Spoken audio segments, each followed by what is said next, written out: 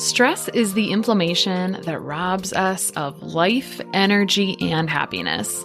Our typical solutions for gut health and hormone balance have let a lot of us down. We're over-medicated and underserved. At The Less Stressed Life, we're a community of health-savvy women exploring solutions outside of our traditional Western medicine toolbox and training to raise the bar and change our stories. Each week, our hope is that you leave our sessions inspired to learn, grow, and share these stories to raise the bar in your life and home.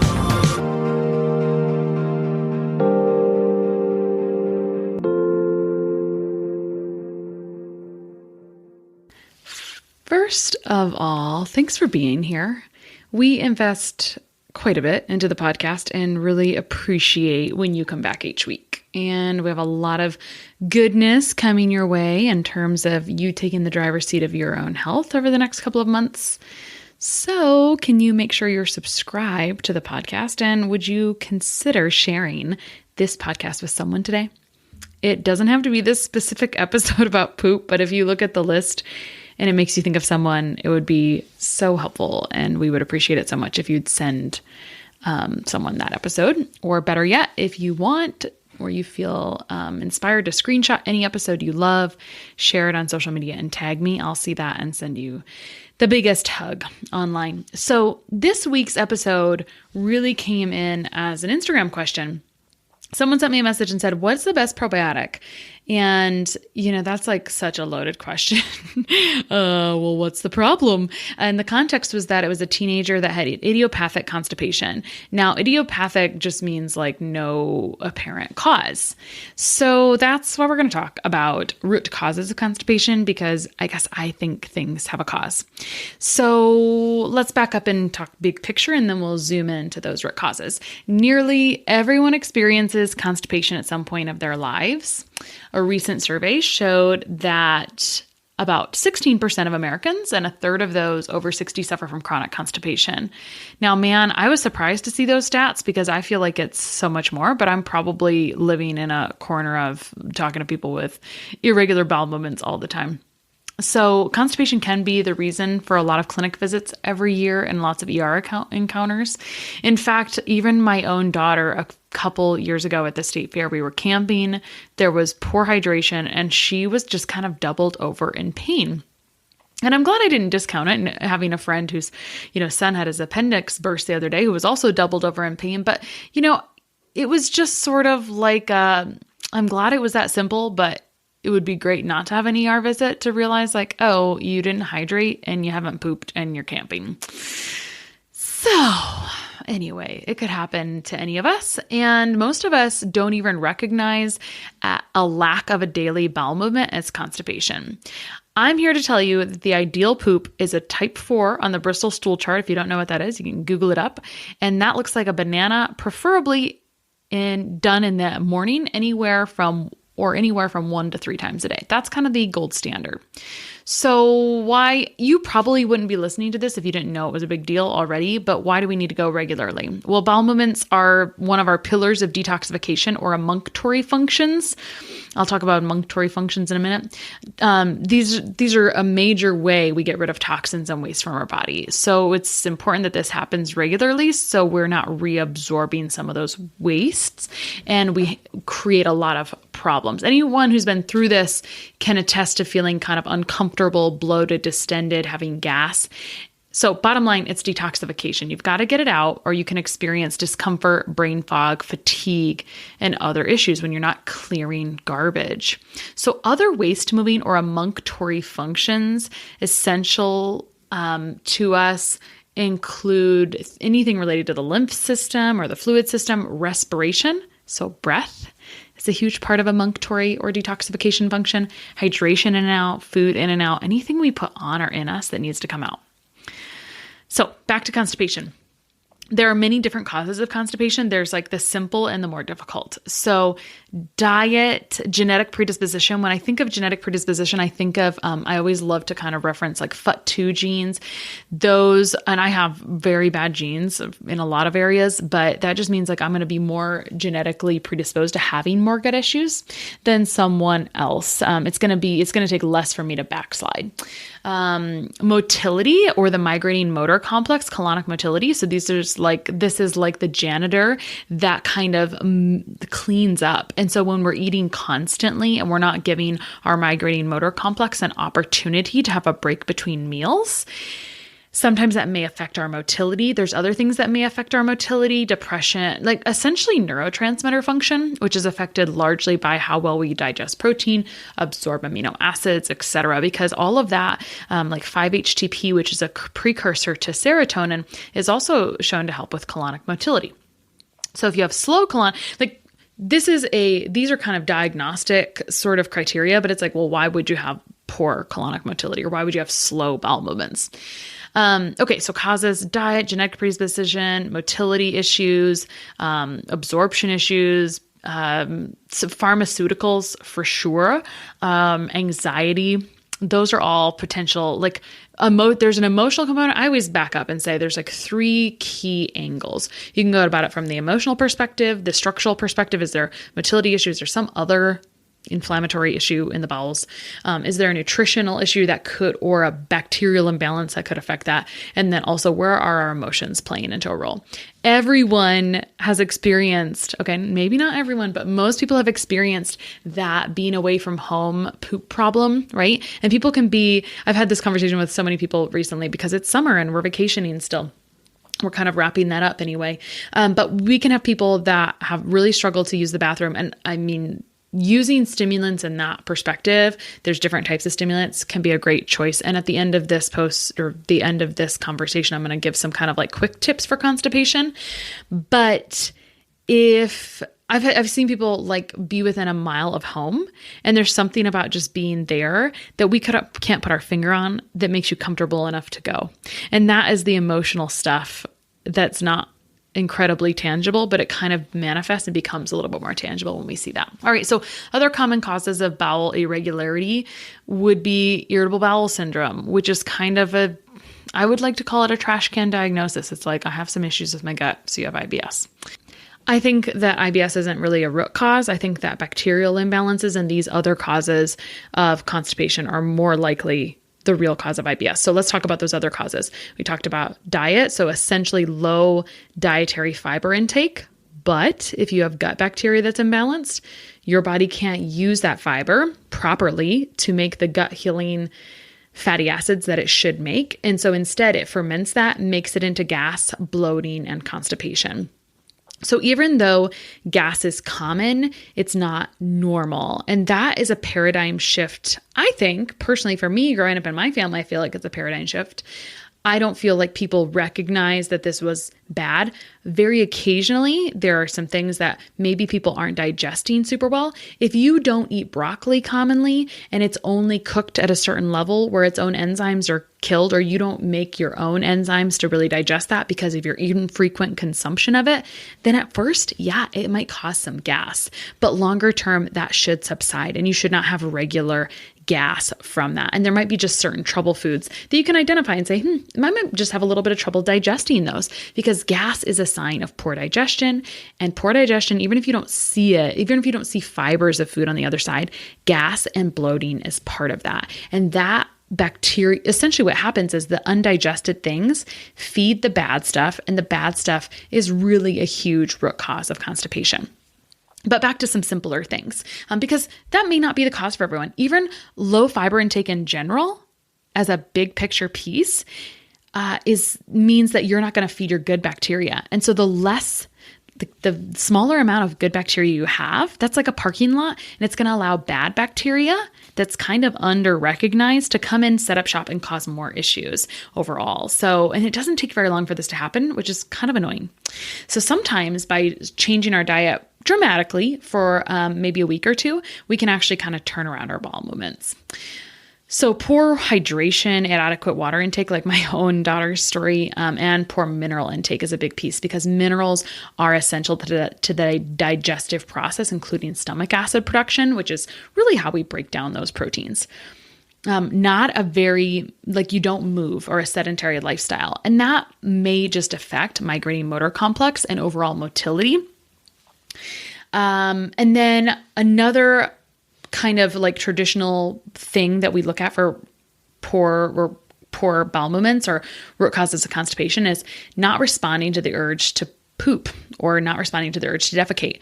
So I want to actually talk about this because a quick strategy can be scheduling time, like 10 minutes to just sit on the toilet to kind of create a comfortable feeling for your body. Remember how the body seems to respond emotionally to being away from home. And then once you get home, it's like, oh, the urge hits you.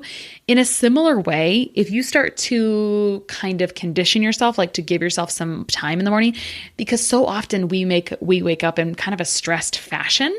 And so our body's like, oh, don't have time for that right now. And so if we wake up not in a stress fashion, not checking our phone immediately, not immediately reacting, and we go in and drink a big glass of water as our first thing and schedule a little time to sit on the toilet and, maybe do some breath work while we're sitting on the toilet, over time, that can really help improve the urge to have a bowel movement in the morning. I think another sneaky cause of low or slow motility could potentially, not for everyone, this is a loaded thing, could be our a fascination with fasting. Fasting has its place, but sometimes we've been doing it. I actually had to take like a self-check recently that I first learned or kind of embraced fasting in 2017. That was 4 years ago. And since then, I'm not really using it as a tool in my health toolbox anymore intentionally, but I kind of unintentionally fast, otherwise known as skipping breakfast, which is actually one of my favorite meals, or I'll eat later. And so I actually had to step back and look at the intentionality of that because contrary to belief, right, where we reduce our stuff, it can actually make us kind of gain weight and screw up our metabolism if we're not kind of intentional about things in general. But the other thing it can do is kind of slow down, like if we aren't eating at kind of regular times or consistent times, we don't always have that migrating motor complex stopping and going essentially. So that can create a situation where you're not kind of having normal bowel movements and not even the urge to eat in the morning. All right. So something I just can't help myself but jump to anytime I'm talking about something that's related to it, which is so many things, food sensitivities, etc., is gut dysbiosis or gut imbalances. I call this the stepsister of what is well recognized, gut permeability. So we know gut permeability is well recognized. If you search PubMed, which is our research repository, you'll see thousands of articles about gut permeability or intestinal permeability. But gut dysbiosis, you can't exactly search the exact same term and get exactly what you're going to see because there's so many different types of bacteria that could be overgrown. And that's where this doesn't fit neatly into a tiny little package with a bow, but it's a huge problem. I mean, this is what I talk about all day, every day. It contributes to constipation because imbalanced gut microbiota that are really underappreciated, so overgrowth of certain bacillus, streptococcus, enterococcus, those create Prevotella, those create a wrench for the digestive enzyme processes. If you don't have enough good healthy bacteria, enzymes don't fire well. And that could be any enzyme, which could contribute to food sensitivities as well. And here's another rationale of food sensitivities. Undigested proteins and carbs that are not getting processed well feed that bad bacteria. They cause those symptoms like gas, constipation, bloating.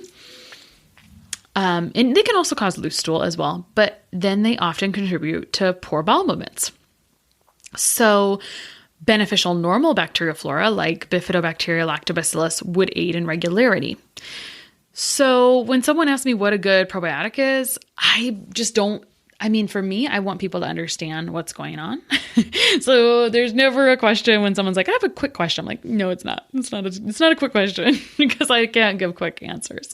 So what's going on in the microbiome is not always what meets the eye, or you wouldn't specifically know what you were looking for without kind of understanding some of those underappreciated bacteria that can overgrow, and enough of them can overgrow where you can start to see symptoms. So symptoms, just to reiterate, symptoms you might notice when you're not eliminating is feeling full or distended or bloated after eating, especially 0 to 2 hours or even all the time. Brain fog, because those bad bacteria consume your nutrients and they give off waste. And that waste for some of those, they're called endotoxins. You can look that up as well. Endotoxins can cross the blood-brain barrier and cause a lot of brain fog. Or they might just cause other symptoms. Maybe since you're not pooping, your body needs to get rid of it some other fashion. And maybe you're not breathing, we're not breathing amazingly. And like, that's not a strategy for us to get rid of, some of the things we need to get rid of. Not hydrating well, so we're not urinating well. And guess what happens? The skin starts to act up. So we can have a genetic predisposition to have things show up on the skin, but the skin is a safe place for our body to get rid of things. And if you're constipated, it makes perfect sense that you would have skin issues. So I hope that was super helpful for a few people at least. So let's review. What is constipation?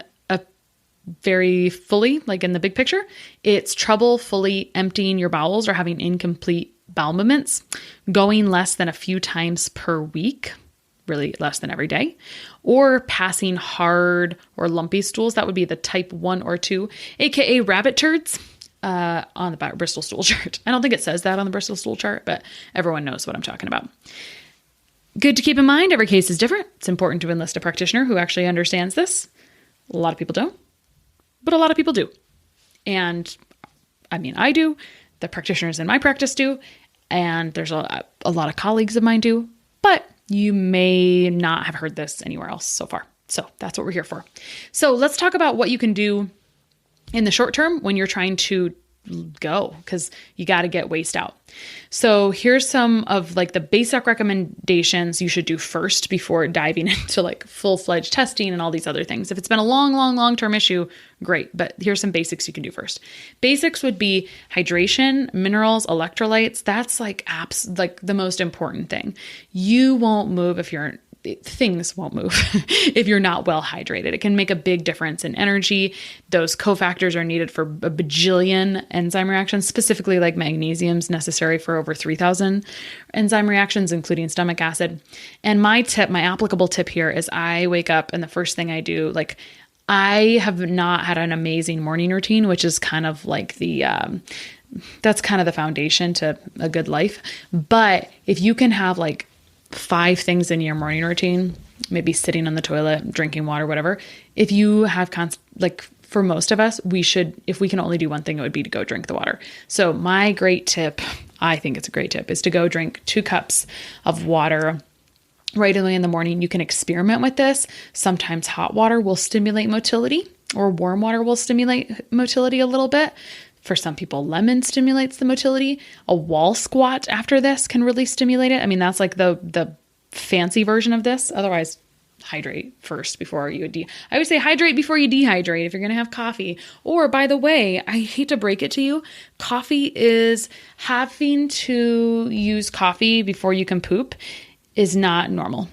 So the goal is for us, like if you need to do that now, but you want to get better, that's great. That's always kind of one of our goals with clients is we'd love for you to poop without the coffee pretty soon. All right. So, and then the other thing is always have water on hand. Fill one of those big water containers. And a lot of us, if we have 2 giant ones, I think mine's 34 ounces. If I do 2 of those a day, I'm good to go. All right. Electrolytes help with flavor and they help majorly hydrate because electrolytes are simply minerals. All right. So once hydration is sure, focus on fiber. So over the counter, traditional, going to see the doctor, the most common thing people get given for constipation is Metamucil. That's fine to start with because you want to poop, but other food sources are great. So fibers in a lot of foods, some of these I understand can be gas promoting. Pick what works for you. Beans, broccoli, berries, apples, figs, prunes, basically all fruits and vegetables. You can increase your resistant starch fibers by cooking a potato or rice, refrigerating it. It doubles those resistant starches as fibers. And then if you can reheat them, and it doesn't seem to affect to my knowledge, doesn't affect the starch content. And that will massively increase that fiber consumption as well. Psyllium husk is an option. Other kind of prebiotic fiber options include banana fiber, artichoke, etc. All right, movement. Getting some daily movement in can be an important piece of moving things inside your body. So just taking a walk in the morning or riding a bike or doing something, doing some yoga, going for a hike. As far as having kind of like consistent constipation, if you're really stuck, just speaking of like physical interventions, you can get some bowel stimulation from a massage therapist. You can technically stimulate that, and that can help as well. All right, here are some other of my quick tips. Whole flaxseed. And then the other fun piece of this, so whole flaxseed, you don't really get like the nutritional benefits from as much. The ground flaxseed you do, but whole flaxseed goes right through you. And so you can I tend to just recommend like put a little bit in a little bit of water, shoot it down. And then when you see that, you're going to see that in the other end. That doesn't mean you necessarily digest bad. No one's going to break that down. Corn is a little bit like that as well. No one really does that very well. If you do, congratulations, you are better than most of us. But whole flaxseed, what we're looking for there is what is your transit time? And how long is it taking for the flaxseed to get from one end to the other? So, but even, and we've talked at length on this podcast about how good ground flaxseed is, but the whole flaxseed is what we're looking for bowel stimulation. I already talked about abdominal massage. You can call and ask your local massage place about their experience or if they have a recommendation for you. The other thing I see people very commonly come to me with is magnesium citrate or oxide. Oxide is an osmotic laxative, which draws water into the intestine. That can cause some not very fun cramping. Citrate is usually better tolerated. It does have citric acid in it. So taking it long-term, ongoing, can be a little bit hard on the enamel on your teeth. And then what I want to say is that's kind of just like coffee. Taking magnesium is great because most people are super stressed and we dump magnesium, but we do want you to be able to poop without magnesium citrate, which might take a little bit more of a root cause approach. However, in the short term, you got to poop.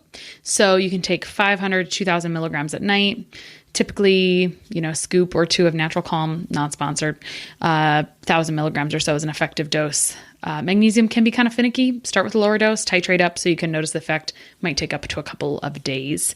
I would also say that this isn't the most absorbable form of, so if you take this and you're like, I take magnesium, it's not really super absorbable. It's mostly helping you poop. That's why it's helping you poop, not super duper awesome for absorption. So those are some tips to help you get started. That's kind of what's going on behind the scenes. And if you feel like you've already been dealing with this a long time, you'd like some help with it, then myself and the other practitioners at the Less Stress Life Nutrition, including our RN, can help you navigate this. We can run some cool tests and show you exactly what's going on the inside and target it very thoroughly, effectively, and efficiently so you're not having to navigate it. You can book a case review call at lessstresslife.com or kristabigler.com. And you can get on our schedule there. Would love to help and go through your history, your case history with you and help you figure out a good linear plan. We deal with gut health and digestive issues all the time. And so we have a pretty extensive toolbox on how to help. And our goal is not to tell you what to do. It's really to empower you to be knowledgeable, to understand it so you don't need us long-term and you can keep things going on your own. All right. Hope this episode was helpful. If it was, leave us a review and I'll talk to you next week. Sharing and reviewing this podcast is the best way to help us succeed with our mission to help integrate the best of East and West and empower you to raise the bar on your health story. Just go to reviewthispodcast.com/less stressed life. That's reviewthispodcast.com/less stressed life. And you'll be taken directly to a page where you can insert your review and hit post.